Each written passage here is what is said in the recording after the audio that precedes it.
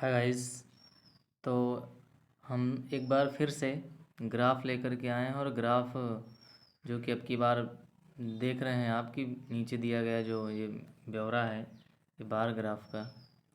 तो इसमें आप को पहले तो अच्छे से क्वेश्चन को पढ़ना है, उसके बाद देखना है कि क्या क्या चीज़ें कैसे कैसे सवाल यहाँ पूछे गए। ये जो बार चार्ट है आपका, अभी एक ही ऐसा आपको बन मिलेगा पेपर में जो होता है हिस्टोग्राम या आयत चित्र जिसको कहते हैं। अब की बार के लेखपाल में क्वेश्चन में भी आया था कि हिस्टोग्राम किसको रिप्रेजेंट करता है, किसको प्रदर्शित करता है। तो उसी तरह के बार ग्राफ भी है जिसमें आपको डेटा दिया गया है कि एक घड़ी निर्माता कंपनी 4 प्रकार के उत्पाद बनाती है और वर्ष 2005 से 10 के दौरान इन घड़ियों की बिक्री का ब्यौरा नीचे बार चार्ट में दिया गया है। इस चार्ट का अध्ययन कीजिए और नीचे दिए गए प्रश्नों के उत्तर देने हैं आपको। तो चलिए देखते हैं। इन्होंने कहा बिक्री जो है ये सभी वाचों की क्लॉक की वो लाखों में दी गई है और आपके 4 प्रकार के उत्पाद जो बनाए जा रहे हैं कंपनी के द्वारा दर्शाए गए हैं। सिर्फ 2005 और 10 का ब्यौरा है। 2010 जो अधिक डार्क वाली लाइन है और हल्का जो है वो 2005 वाला है। तो चलते हैं और देखते हैं इसका पहला क्वेश्चन क्या है, कैसे ऐसे सवालों को हम लोग लगाएंगे विद इन टाइम वहाँ पर। और देखते हैं पहला क्वेश्चन क्या कह रहा। तो इन्होंने कहा फर्स्ट क्वेश्चन में कि वर्ष 2010 में टेबल क्लॉक की तुलना में रिस्ट वॉच की बिक्री कितने प्रतिशत अधिक हुई थी। आपको तुलना किससे करनी पहले तो ये देखिए। इन्होंने कहा 2010 देखना है, यानी जो डार्क लाइन है, और किसकी बात कर रहे हैं, टेबल क्लॉक की।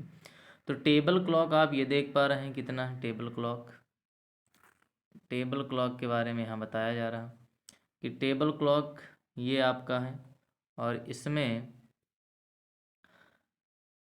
2010 के ब्यौरे की बात कर रहे हैं कि 2000 टेबल क्लॉक की 2010 में की तुलना में रिस्ट वॉच की बिक्री कितने प्रतिशत अधिक हुई। तो टेबल क्लॉक में जो बिक्री हुई है वो आप देख पा रहे हैं कि 22.3 लाख की है।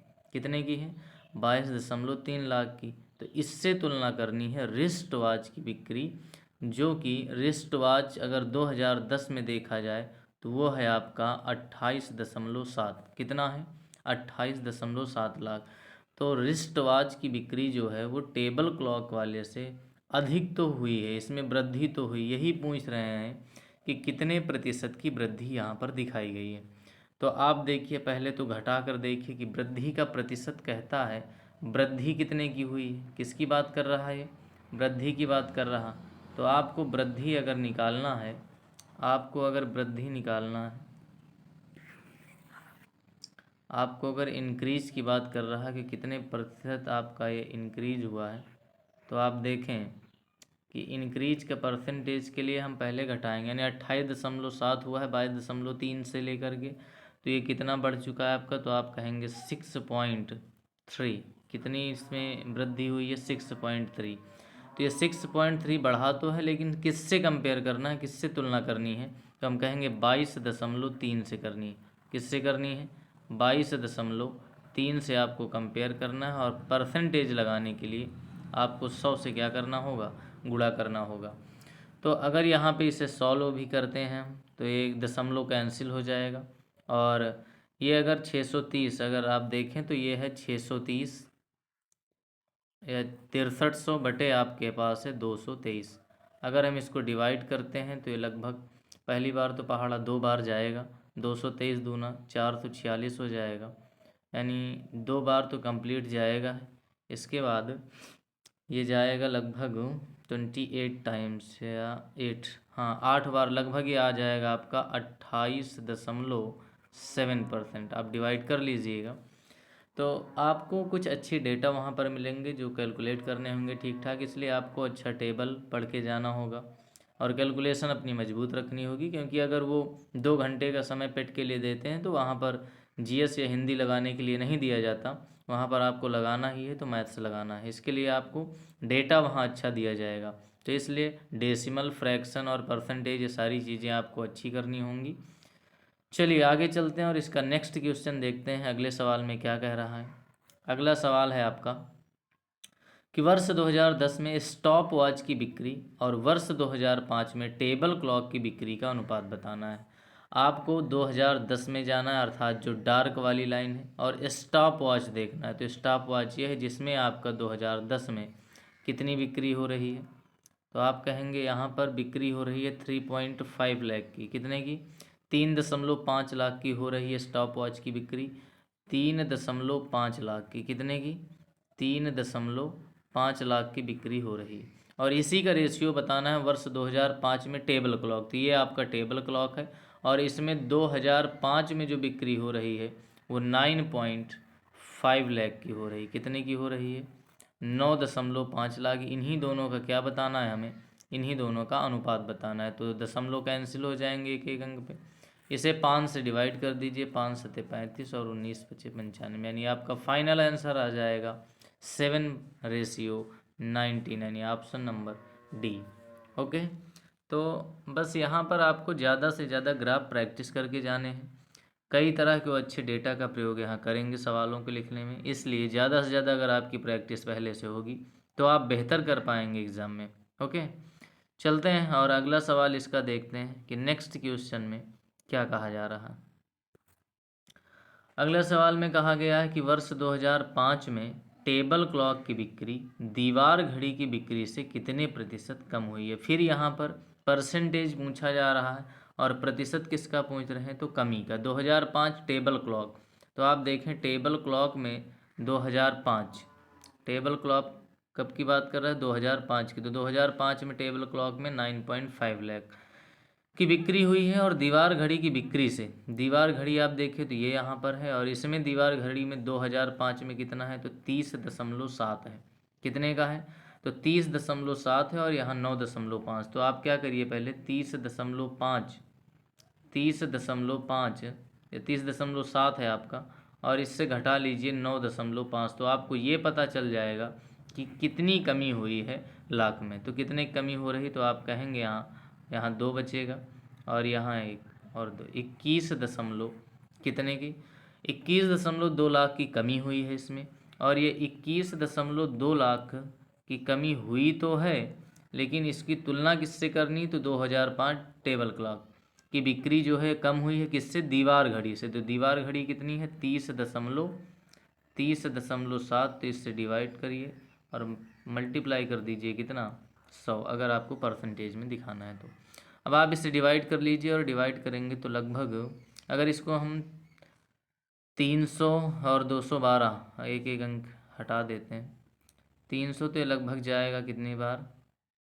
3×18, लगभग 6, यानी लगभग 3×7=21, लगभग 70% के आसपास आना चाहिए, लेकिन उससे थोड़ा कम आएगा, क्योंकि अगर हम 300 से भाग करेंगे तो लगभग 70 आएगा, और हम ज़्यादा से थोड़ा कर रहे हैं, इसका मतलब 69 पॉइंट, यानी आपका आंसर हो जाएगा 69.05। तो इस चीज़ को ध्यान रखना है कि कैलकुलेट भी वहाँ कैसे करनी है टाइम पर। जैसे हमने कहा कि 30.7 है, ये आप दशमलव हटा दीजिए, 212 को 307 से भाग करना है।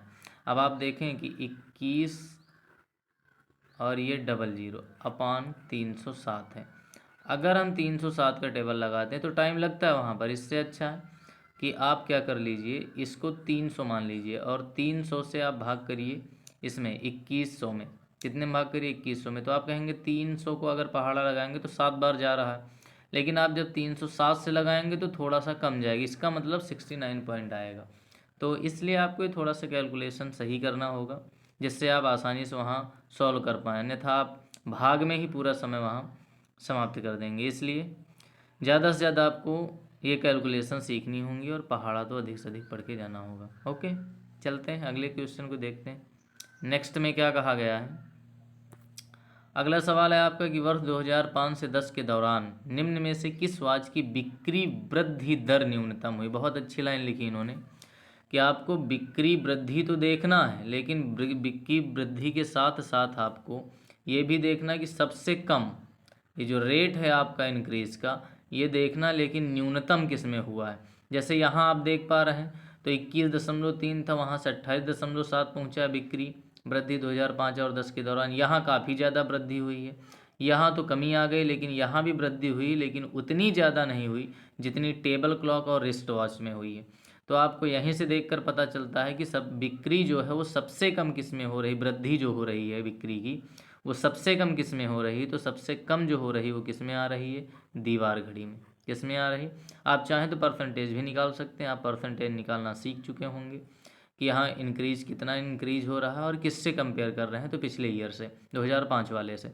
तो आप वृद्धि का प्रतिशत भी यहाँ से निकाल सकते हैं, जो सबसे कम आने वाला है किसमें, दीवार घड़ी में। ओके, तो ऐसे ही सवाल आपको वहाँ मिलेंगे, जहाँ पर आप आसानी से सॉल्व कर सकते हैं वहाँ जल्दी करने का प्रयास करें, नहीं तो हो सकता है आप पूरा परसेंटेज यहाँ निकालने में पड़े रहें और उसकी ज़रूरत जो कि यहाँ पर है नहीं।